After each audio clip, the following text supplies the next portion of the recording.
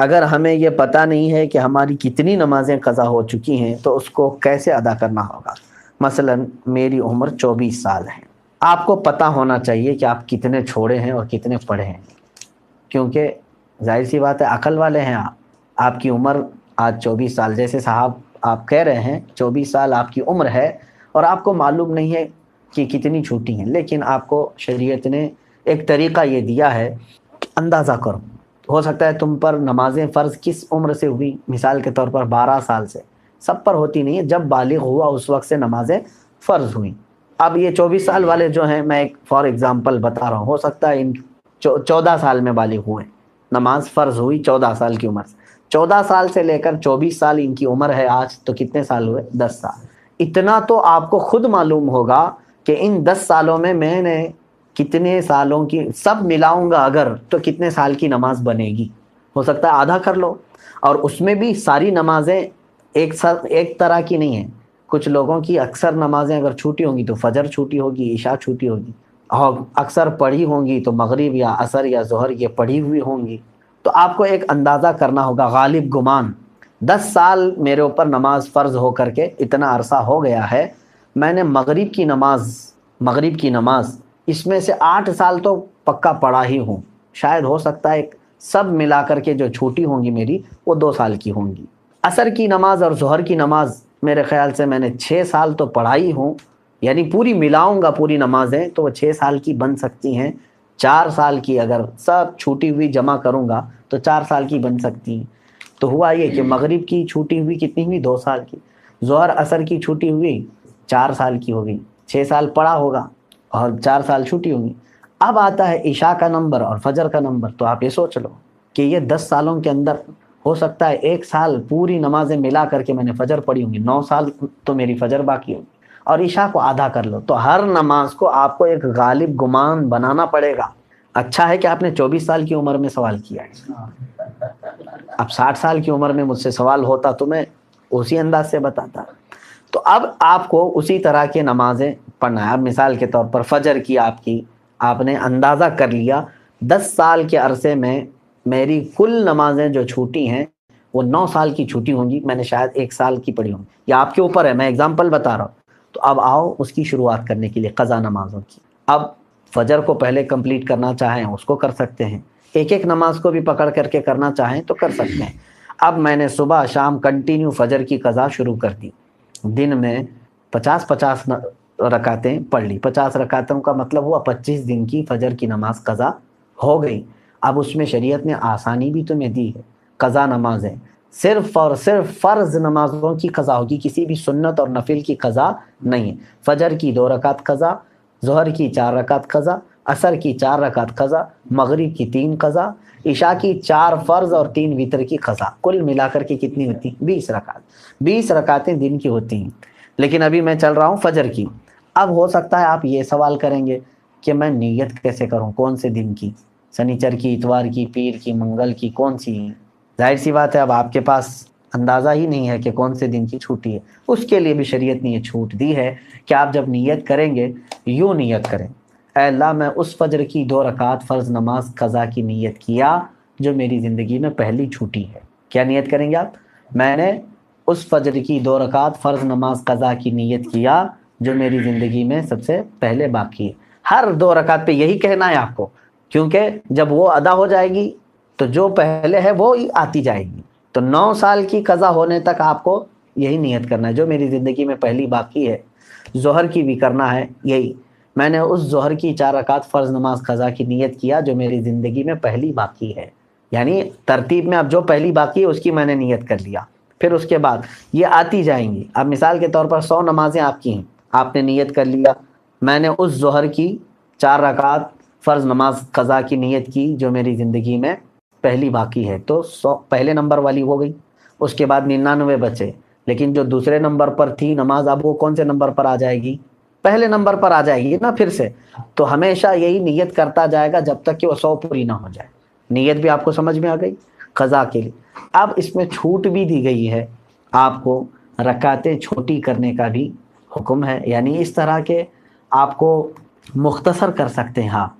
مثال کے طور پر نماز میں سورہ فاتحہ پڑھا، آپ انا اعطینا اور قل واللہ احد پڑھ رہے ہیں، چھوٹی صورتیں پڑھ رہے ہیں، یہی کنٹینیو چاہے تو ہر رکعت میں پڑھ سکتے ہیں، ہر نماز میں 2 صورتیں پڑھی، اور تسبیحات جو ہیں رکوع اور سجدے میں وہ 3 پڑھ رہے ہیں، وہ تو ٹھیک ہے، اتنی مقدار تو آپ کو رکوع اور سجدہ کرنا ہی ہے۔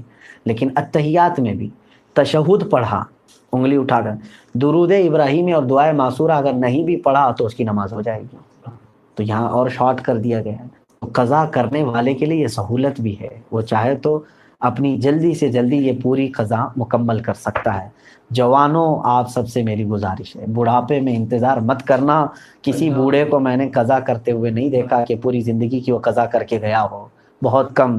بڑھاپے میں اصل نمازیں پڑھنے میں ہی گھٹنوں میں تکلیف، کمر میں تکلیف ہو جاتی ہے۔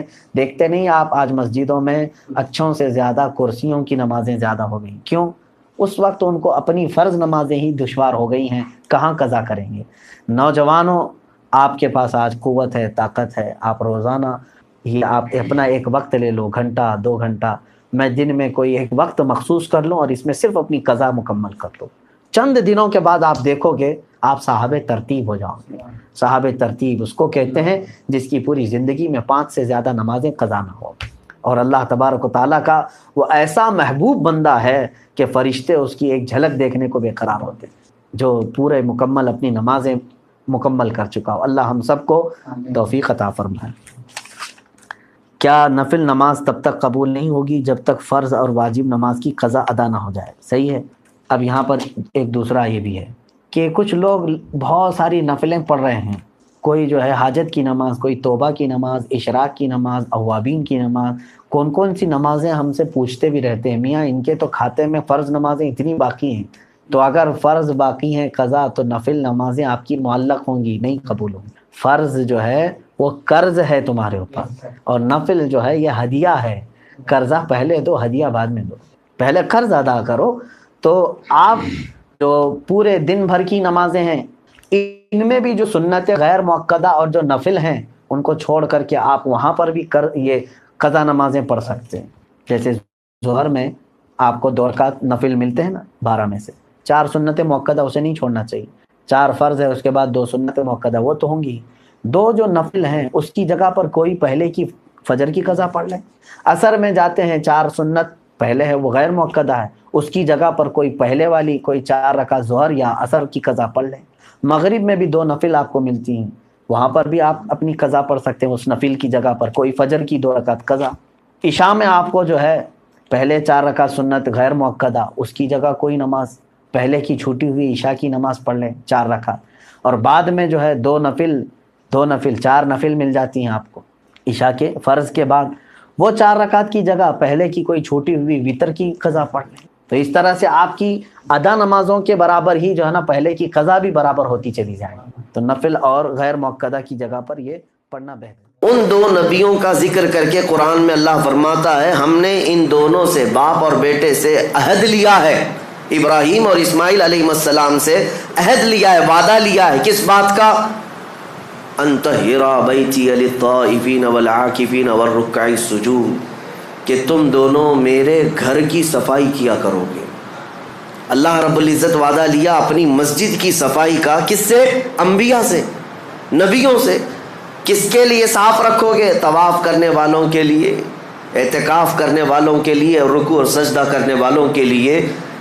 بتاؤ میرے عزیزو، یہ صرف مسجد کی جھاڑو لگانا خدام اور خادم کا ہی کام نہیں، قرآن کے اعتبار سے انبیاء اکرام علیہ السلام کو یہ شان دی گئی ہے کہ وہ اللہ کے گھر کی صفائی رکھیں گے، اور ابراہیم اور اسماعیل علیہ السلام اس کام کو مکمل طریقے سے ادا کرتے بھی رہے، وہ زندگی بھر خانہ کعبہ مسجد حرام کی خدمت کرتے بھی رہے۔ اب میں آپ کو ایک تاریخی بات بتاؤں کہ یہاں پر ہم مسجد میں آج جمعہ کے لیے حاضر آئے ہیں، ایک روایت سننے کے بعد دل باغ باغ ہو جاتا ہے۔ ابراہیم علیہ السلام جب کھانا معمولی بات نہیں، ابراہیم علیہ السلام دیوار چڑھاتے تھے، اسماعیل علیہ السلام پتھر اور اینٹیں لا کر کے مدد کیا کرتے تھے۔ جب تعمیر مکمل ہوئی، ابراہیم علیہ السلام، حضرت تشریف لا رہے ہیں حضور منانی میاں صاحب قبلہ نواز سرکار مفتی اعظم ہند، آپ حضرات جگہ دے دیں، درود پاک پڑھیں۔ اللہم صلی علی سیدنا و مولانا محمد معدن الجود والکرم وآلہ واصحابہ الکرام وابنہ الکریم وبارک وسلم صلاۃ دائمۃ سرمدا ابدا۔ اللہ کا فضل و احسان ہے، ہماری اس مسجد پاک میں رضوی دولہا تشریف فرما ہے، اور اس مسجد پاک کو نسبت ہے سرکار حضور مفتی اعظم ہند سے، بلکہ مسجد کا نام ہی ہے مفتی اعظم ہند مسجد۔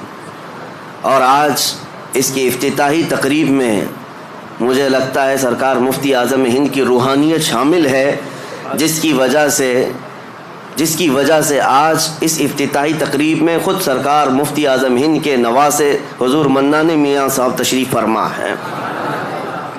شیر رضا اور اعلیٰ حضرت کے نسب میں اور اعلیٰ حضرت کے نسل پاک میں چمکتا ہوا ایک چراغ ہمارے درمیان موجود ہے۔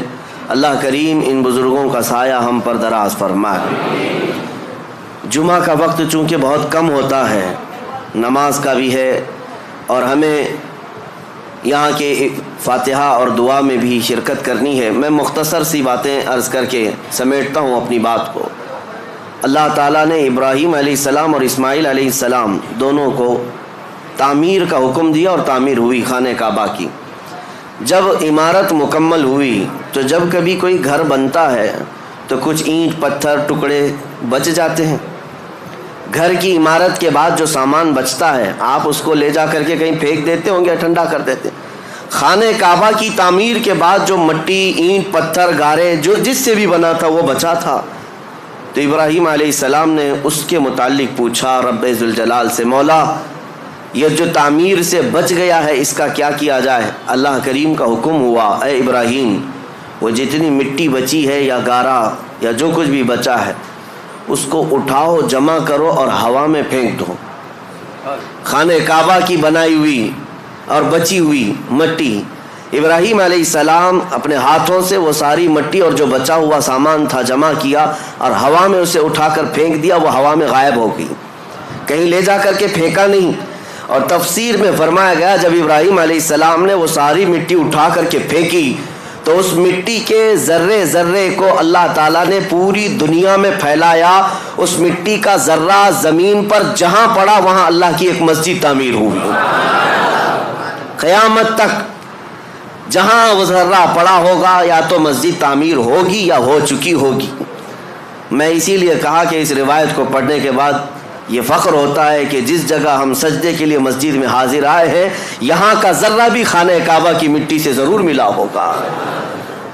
عزیزان گرامی وقار، مسجدوں کو تعمیر کرنے کے بعد اس کی صفائی ستھرائی کے لیے جس قدر ہم خیال رکھتے ہیں یہ ضروری ہے، لیکن کل رات ہم نے ذکر کی مجلس میں ایک بات آپ کے سامنے رکھی تھی۔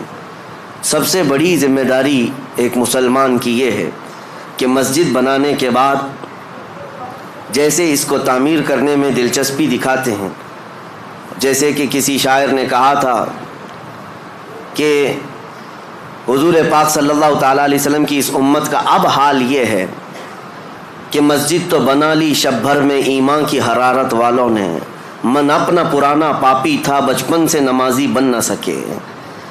لیکن یہ تانا ہمارے لیے مناسب نہیں ہے جس شاعر نے ہمیں تانا دیا ہے، من اپنا پرانا پاپی تھا بچپن سے نمازی بن نہ سکے۔ آپ اس کو بدل کر کے دکھائیں کہ مسجدیں تعمیر ہوئی ہیں، قیامت کے دن یہ پوری مسجد اٹھائی جائے گی اور یہ اللہ کریم کی بارگاہ میں گواہی بھی دے گی۔ یہ بھی حدیث پاک میں ہے، کچھ مسجدیں اللہ کی بارگاہ میں شکایت کریں گی، مقدمہ کریں گی، اے رب ذوالجلال اس محلے والوں نے مجھے بھوکا اور پیاسا رکھا۔ اس سے پوچھا جائے گا تو بھوکی اور پیاسی کیسے ہوتی؟ مسجد کہے گی کہ جب اذان ہوتی تو مجھے بھوک لگتی، اگر یہ میری صفوں کو بھر دیتے تو میرا پیٹ بھر جاتا، مگر انہوں نے مجھے خالی رکھا، بھوکا اور پیاسا رکھا۔ مسجد اگر کسی کے خلاف مقدمہ کرے قیامت کے دن تو میرے عزیزوں پورا محلہ اس میں شامل ہو جائے گا۔ اس لیے آپ نے مسئلہ سنا ہے کبھی؟ ہر رمضان المبارکہ میں کوئی نہ کوئی ایک مسجد میں اعتکاف ضرور کرے، کیونکہ یہ مسجد کا حق ہے۔ اگر ایک بھی اعتکاف میں نہیں بیٹھا تو پورے محلے والے گنہگار ہیں۔ سب کیوں